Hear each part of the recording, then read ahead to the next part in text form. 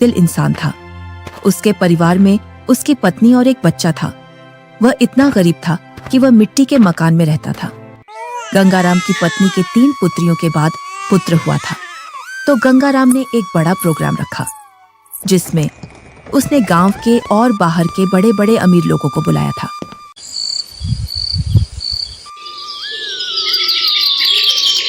सुबह से ही गंगाराम के घर के चारों ओर चहल पहल थी।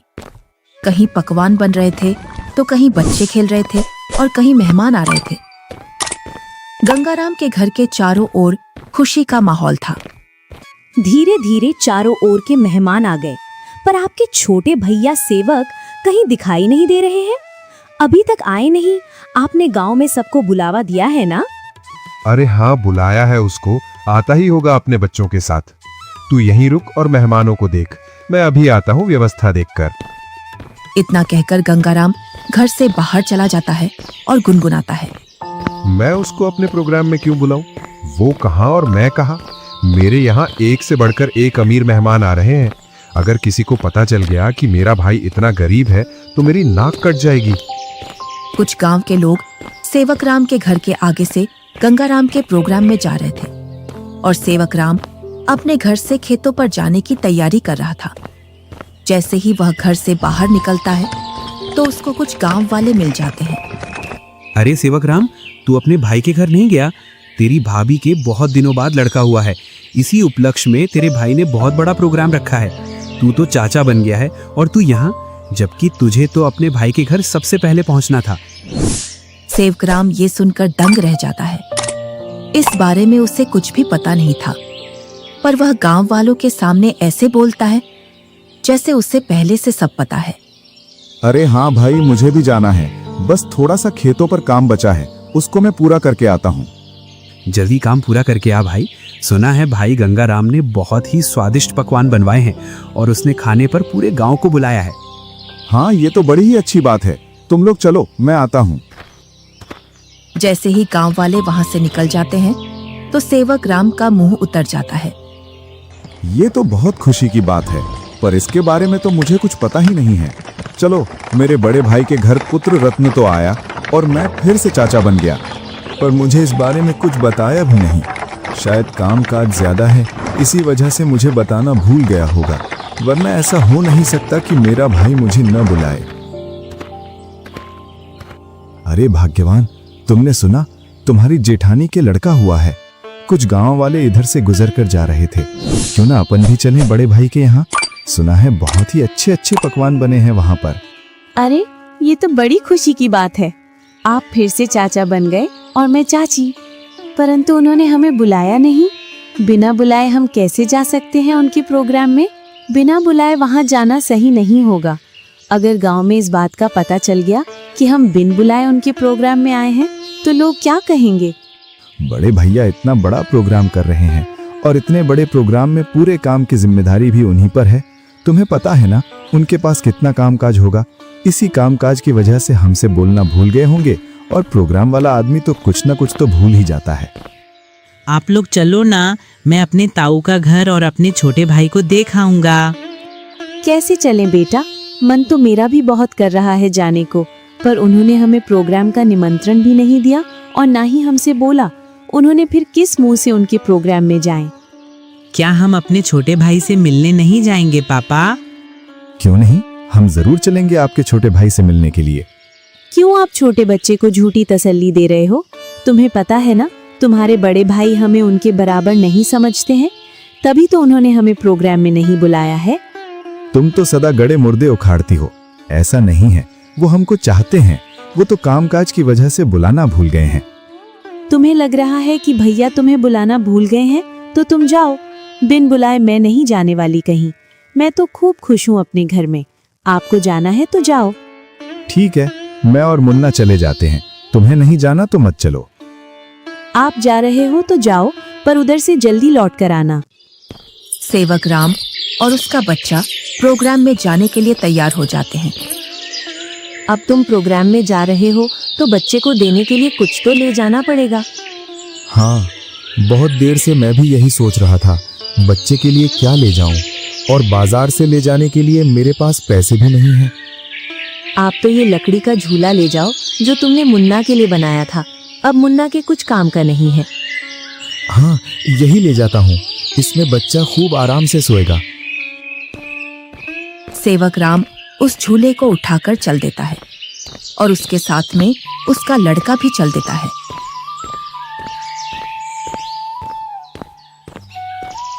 थोड़ी देर बाद दोनों प्रोग्राम में पहुंच जाते हैं। यहाँ तो खूब अमीर मेहमान आए हैं और बच्चे को देने के लिए शानदार और महंगी महंगी वस्तुएं लाए हैं। मेरा झूला तो इनके आगे कुछ भी नहीं है।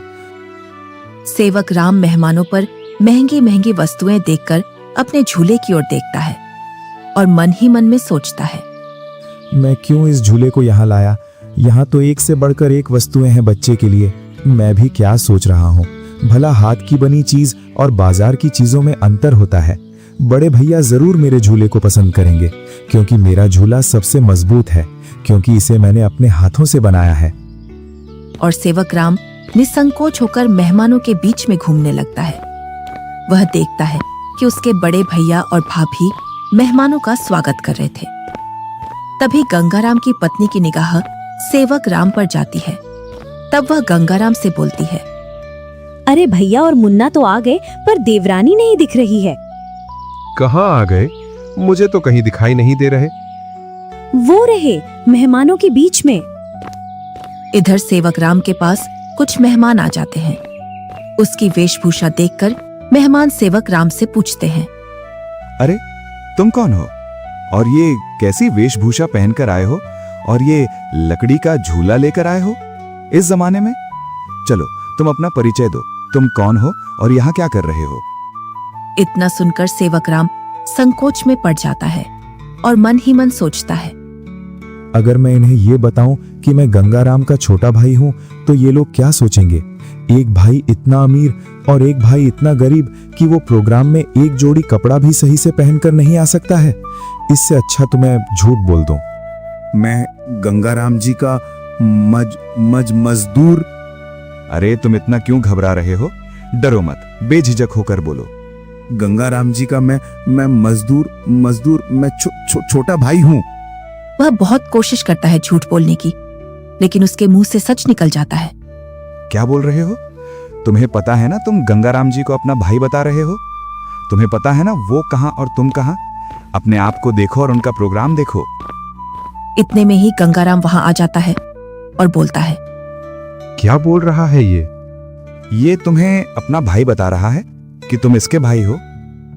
मेरा भाई होता तो वो इस हालात में रहता। ये तो मेरा हारी है, हारी। इसको मैंने एक दिन प्यार से भाई क्या बोल दिया, मुझे अपना भाई बताने लगा। इतना सुनकर सेवक राम अपना सिर झुका लेता है।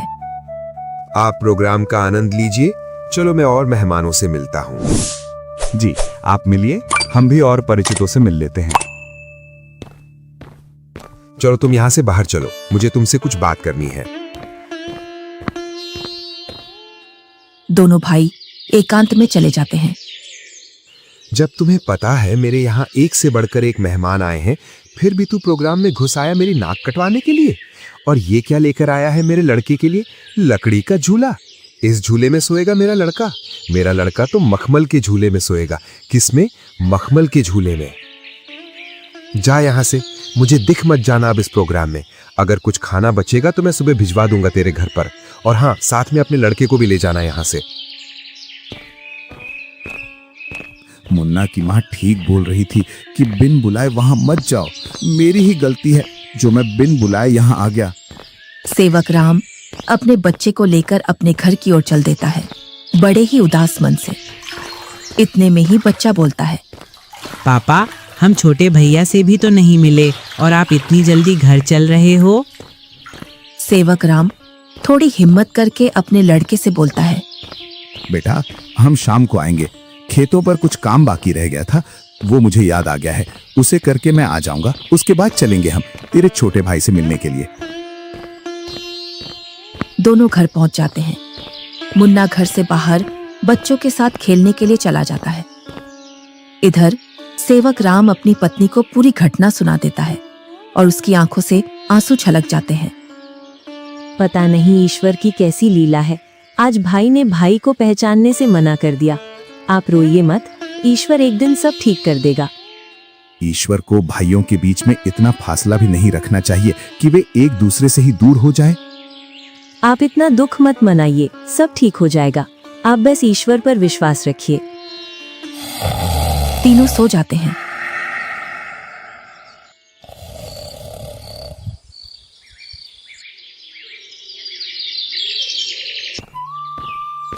दूसरा दिन, गंगाराम के दरवाजे को कोई बजाता है। पता नहीं अब कौन आ गया। कल का इतना थका हारा हूं, फिर भी लोगों को समझ में नहीं आता है और आकर दरवाजा खटखटाने लग जाते हैं। गंगाराम जैसे ही दरवाजा खोलता है तो वह देखता है कि सामने एक साधु खड़ा है। क्या है महाराज, क्यों दरवाजे को बजा रहे हो? कुछ नहीं बेटा, बड़े जोरों की भूख लगी है। बस थोड़ा सा खाना मिल जाता तो मेरी भूख मिट जाती। क्या खाना? यहाँ खाना मुफ्त में नहीं मिलता है, और ऐसी दोपहर में तुम्हें कहां से खाना ला कर दूं? बेटा, घर में कुछ तो होगा, उसमें से ही कुछ खाने को दे दो जिससे मेरी भूख शांत हो जाए। इतना बड़ा गांव है, तुम्हें मेरा ही घर मिला खाना मांगने के लिए? यहाँ कुछ नहीं है, चले जाओ यहाँ से। इतना कहकर गुस्से में गंगाराम दरवाजा बंद कर लेता है। ईश्वर तुम्हें सदा खुश रखे बेटा। इतना बोलकर साधु वहां से चला जाता है। इधर गंगाराम की पत्नी गंगाराम से पूछती है, कौन आया था दरवाजे पर जो तुम इतने जोर से उस पर चिल्ला रहे थे? कोई नहीं, एक ढोंगी बाबा आया था दरवाजे पर, बोल रहा था खाना खिला दो, तो मैंने उससे मना कर दिया, यहाँ नहीं है खाना। तुम भी पता नहीं अब किस नशे में रहने लगे हो। कल का इतना सारा खाना बचा था, वो वैसे ही फेंकेगा। उसमें से कुछ खाना खिला देते। मैंने ये खाना गरीबों और ढोंगियों के लिए नहीं बनवाया है। ये खाना सिर्फ हम जैसे बड़े लोग ही खा सकते हैं। गंगाराम की पत्नी गुनगुनाते हुए वहां से अपने कमरे में चली जाती है। इनको तो पता नहीं अब किस बात का नशा आने लगा है। सीधे मुंह अब किसी से बात ही नहीं करते हैं। इधर साधु सेवक राम के घर के सामने पहुंच जाता है और बाहर से आवाज लगाता है, अरे घर में कोई है? अरे घर में कोई है? आवाज सुनकर सेवक राम घर में से बाहर निकल आता है। साधु को देखकर बोलता है, जी साधु महाराज, बताइए मैं आपकी क्या सेवा करूं? कुछ नहीं बेटा, बहुत तेज भूख लगी है। कुछ खाने को मिल जाए तो आत्मा तृप्त हो जाएगी मेरी। क्यों नहीं साधु महाराज, आइए आइए, जो कुछ हमारे घर में खाने के लिए मिलेगा हम आपको खिलवा देंगे। दोनों घर के अंदर चले जाते हैं। सेवक राम और साधु जमीन पर बैठ जाते हैं और सेवक राम अपनी पत्नी से बोलता है, अरे भाग्यवान, घर में कुछ हो तो खाने का साधु महाराज को ले आओ। सुबह की कुछ दाल रोटी रखी है और अभी खाना बनाने के लिए घर में कुछ भी नहीं है। अरे बेटी, तुम तो शर्माओ मत, जो घर में खाने का हो वही ले आओ, मैं तो खा लूंगा। सेवक राम की पत्नी जो घर में खाना था उसी खाने को गर्म कर लाती है। लीजिए साधु महाराज, गरीब के घर का खाना। हमारे पास तो खाने में यही है। अरे बेटी, तुम अपना मन इतना उदास मत करो। मैं तो ईश्वर की कृपा से जो मिलता है वही खा लेता हूँ। और तुम दोनों इतना उदास क्यों हो? कोई समस्या है आपके यहाँ? साधु महाराज, खेतों में इतना काम कर रहा हूँ, उतनी ही गरीबी आ रही है। गरीबी कम होने का नाम ही नहीं ले रही है। अब तो स्थिति ऐसी हो गई है, 2 वक्त का खाना भी बड़ी मुश्किल से मिलता है। पता नहीं ईश्वर हमारी कौन सी परीक्षा ले रहा है। ये कोई बीमारी तो है नहीं जिसका मैं आपको सही उपचार बता दूं बेटा। बस ईश्वर पर विश्वास रखो, सब सही हो जाएगा। फिर भी मुझे लगता है तुम मुझे तुम्हारी समस्या सही से बता नहीं रहे हो। इतना सुनकर सेवक राम और सेवक राम की पत्नी साधु महाराज को पूरी बात बता देते हैं कि किस प्रकार गंगाराम ने उनके साथ भेदभाव किया। साधु खाना खा लेता है। पता नहीं आपको हमारे हाथ का खाना कैसा लगा, सही लगा या नहीं? बेटी, तुम अपना मन उदास मत करो। तुम तो अन्नपूर्णा हो और तुम्हारे हाथ का खाना बहुत ही स्वादिष्ट है। इतना सुनकर सेवक राम की पत्नी खुश हो जाती है। तुमने बेटा आज मेरी आत्मा तृप्त कर दी है। अगर तुम आज मुझे भोजन नहीं देते तो पता नहीं आज भूख की वजह से मेरा क्या होता। साधु अपने थैले में हाथ डालता है और उसमें से एक पोटली निकालता है। इसमें क्या है साधु महाराज? ये पोटली बेटा बीजों का भंडार है। तुम जिस भी फसल का बीज चाहोगे वो बीज इस पोटली में से निकलेगा, जिससे तुम्हारी फसल साधारण फसल से 10 गुना ज्यादा निकलेगी। ये तो महाराज आपकी असीम कृपा है। ये मेरी नहीं, ईश्वर की कृपा है बेटा। बस एक बात का ध्यान रखना, इस पोटली के बारे में कभी किसी को मत बताना, और इसमें से जो बीज निकले उन्हें बेचना नहीं। अगर तुमने ऐसा किया तो ये पोटली आपके किसी काम की नहीं रहेगी। जी साधु महाराज, मैं कभी ऐसा नहीं करूंगा। और साधु महाराज वहां से चले जाते हैं। साधु महाराज के पैर जैसे ही घर में पड़े तब से घर में शांति का अनुभव हो रहा है। हाँ भाग्यवान, अब ईश्वर की कृपा से सब ठीक हो जाएगा।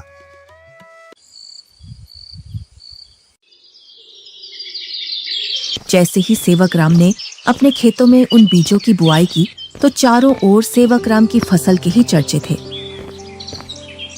इधर गंगा राम अपने धन के घमंड में जी रहा था, जिससे वह किसी से भी सीधे मुंह बात नहीं करता था। इधर सेवक राम की संपत्ति बढ़ रही थी और गंगा राम की घट रही थी, और इसी के साथ गंगा राम के घर में अशांति भी बढ़ रही थी। कुछ ही दिनों में सेवक राम ने गांव में गंगा राम से भी बड़ा मकान बना लिया था, और सेवक राम अब अपने घर में खूब खुशी खुशी रह रहा था। पर एक दिन, मालिक, अब मैं आपके यहाँ काम नहीं करूंगा। अब मुझे दूसरे गांव में आपसे ज्यादा जमीन मिल रही है और इससे भी अच्छी उपजाऊ। क्या बोल रहे हो हरिया तुम? तुम्हें पता है मेरे पास कितनी जिम्मेदारियां हैं? तुम चले जाओगे तो मैं अकेला कैसे खेती और घर संभालूंगा, और ऊपर से मैं अकेला आदमी। मुझे जहाँ मुनाफा मिलेगा मैं वहीं काम करूंगा मालिक। अगर मुझे इतनी ही मेहनत में मुझे वहां ज्यादा फसल मिलेगी तो मैं वहीं जाऊंगा। अरे हरिया, मैं भी तो तुम्हें खूब मुनाफा करवाता हूँ। बस तुम इस साल और रुक जाओ, मैं जब तक दूसरा हारी देख लूंगा। मालिक, 2 सालों से तुम मुझे बेवकूफ बना रहे हो। न तो तुम अनाज ज्यादा देते हो और न ही तुम दूसरा हारी रखते हो। मैं तो चला, तुम जानो और तुम्हारी खेती। अरे नहीं, ये तो चला गया। अब मैं क्या करूंगा? कई सालों से मैंने खेतों में काम भी नहीं किया है, जिससे अब मुझसे खेतों में काम भी नहीं होगा। क्यों ना मैं सेवक राम के यहाँ जाऊं? अब तक तो उसने उसकी सारी जमीन बेच दी होगी, क्योंकि हालात तो वैसे भी खराब चल रहे थे उसके। वो जरूर मेरे खेतों पर काम कर लेगा। गंगा राम सेवक राम से मिलने के लिए चल देता है।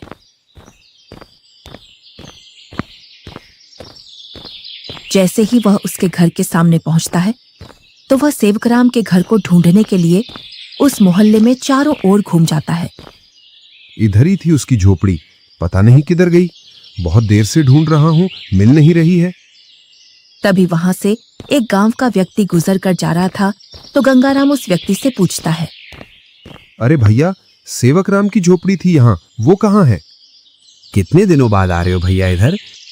शादी के बाद अब आया हूँ इधर। इसीलिए तो तुम्हें वो झोपड़ी नहीं मिल रही है। अरे भैया, तुम जो सामने मकान देख रहे हो बहुमंजिला, यही घर है सेवक राम का। ये कैसे हो सकता है? 2 साल पहले तो ये गरीब हुआ करता था। हाँ भैया, 2 साल पहले गांव में सबसे गरीब व्यक्ति यही था। पता नहीं भैया, इसने खेतों में कौन सा खाद डाला है जिससे इसकी पैदावार सबसे ज्यादा निकलती है। घर बताने के लिए बहुत बहुत धन्यवाद। और गंगाराम उस घर के अंदर चला जाता है। जैसे ही सेवक राम अपने बड़े भैया को घर के अंदर देखता है तो वह बहुत खुश होता है। अरे मुन्ना की माँ, वो देखो हमारे घर में कौन आया है। बड़े भैया, आओ भैया बैठो। अरे, तुमने इतना शानदार घर कैसे बनाया? तुमने तो पूरा ही नक्शा बदल दिया। बहुत ही शानदार घर बनाया है। कहीं तुमने चोरी चपाटी करके तो ये घर नहीं बनाया? नहीं भैया, मैंने कोई चोरी नहीं की है। ये तो मैंने अपनी मेहनत से बनाया है। ऐसी मेहनत तो तू पहले भी करता था, पर पहले तो तूने ऐसा मकान बनाया ही नहीं। भैया, आपसे क्या छुपाना, जब आपका प्रोग्राम था उसके एक दिन बाद हमारे घर पर एक साधु आया था। उसको हमने पेट भर खाना खिलाया था। आज उनके आशीर्वाद की वजह से ये सब है हमारे पास। इतना सुनकर गंगाराम का सिर घूम जाता है और उसकी आंखों तले सब सीन आ जाता है कि किस प्रकार उसने उस साधु को भगाया था। वो साधु तो सबसे पहले मेरे घर आया था। इसका मतलब ये सारा धन मेरा हुआ। क्या बोल रहे हो भैया? ये तो मैंने अपनी मेहनत से खड़ा किया है। ना कि जादू से। ये सब तुझे साधु के आने बाद ही मिला है ना? तो इस गांव में सबसे पहले साधु मेरे घर आया था। अगर मैं उसे खाना खिला देता तो ये सारी संपत्ति मेरी होती। इसका मतलब तूने मेरे अधिकार की संपत्ति छीनी है। ये तो मुझ पर गलत इल्जाम लगा रहे हो भैया। मैं उस साधु को ढूंढ कर लाता हूँ और साधु से तेरे सामने बुलवाता हूँ कि इस संपत्ति पर किसका हक है। और गुस्से में गंगाराम वहां से निकल जाता है। कई दिनों तक वह उस साधु को खोजता है। बड़ी मुश्किल से एक जंगल में तपस्या करते हुए वह साधु मिल जाता है। साधु महाराज प्रणाम। कौन हो बेटा जो तुम मेरी तपस्या में व्यवधान डाल रहे हो? मैं गंगाराम हूँ। आज से 2 वर्ष पूर्व तुम मेरे घर आए थे खाना खाने के लिए, जब तुम्हें जोरों की भूख लग रही थी। तुम तो वही हो ना जिसने खाना देने से मना कर दिया था। हाँ, पर उस संपत्ति पर पहला हक मेरा बनता है जो तुम मेरे भाई को देकर आए हो, क्योंकि तुम खाना मांगने सबसे पहले मेरे घर आए थे। कौन सी संपत्ति? मैंने तो उसे सिर्फ आशीर्वाद दिया था, क्योंकि उसने बड़े ही सम्मान के साथ खाना खिलाया था, और वो धन तो उसकी मेहनत और ईमानदारी का फल है। इतना सुनकर गंगाराम गुस्से में साधु से बोलता है, साधु, तुम मेरे साथ अन्याय कर रहे हो, क्योंकि उसकी संपत्ति पर पहला अधिकार मेरा है, क्योंकि तुम सबसे पहले मेरे द्वार पर आए थे। अगर तुम मुझे ये पहले ही बता देते कि मैं तुझे और भी अमीर बना दूंगा, तो मैं तुम्हें उससे भी अच्छा भोजन कराता। उसने क्या खिलाया होगा आपको? सूखी रोटी? गंगाराम साधु से बहुत वाद विवाद करता है और गुस्से में साधु से बोलता है, जिससे साधु को क्रोध आ जाता है। बालक, तुमने मेरी सब्र की सीमा खत्म कर दी है। तुम मेरे श्राप से अब बच नहीं सकते हो। इतना सुनकर गंगाराम के होश उड़ जाते हैं। इतने में ही सेवक राम और गंगाराम की पत्नी आ जाती है। क्षमा कीजिए साधु महाराज, क्षमा कीजिए। अरे बेटी, तुम क्यों माफी मांग रही हो? मेरे पति थोड़े उग्र हैं, उनको पता नहीं है किससे कैसे बात करना है। इतना सुनकर गंगाराम भी माफी मांग लेता है। गंगाराम, अभी तक तुम्हारा जो घर चल रहा था वो तुम्हारी पत्नी के निर्मल भाव की वजह से चल रहा था। अब तुम अपने लालच को छोड़ दो और दोनों भाई साथ साथ रहो, क्योंकि तुम्हारा छोटा भाई बहुत ही ईमानदार है। जी साधु महाराज। तुम्हें कैसे पता चला मैं यहाँ हूँ? आप जिस दिन साधु महाराज की खोज में निकले, उसी दिन भैया मेरे पास पहुँच गए थे और उन्होंने आपके बारे में मुझे सब बता दिया था। भाई हो तो तेरे जैसा, मेरे जैसा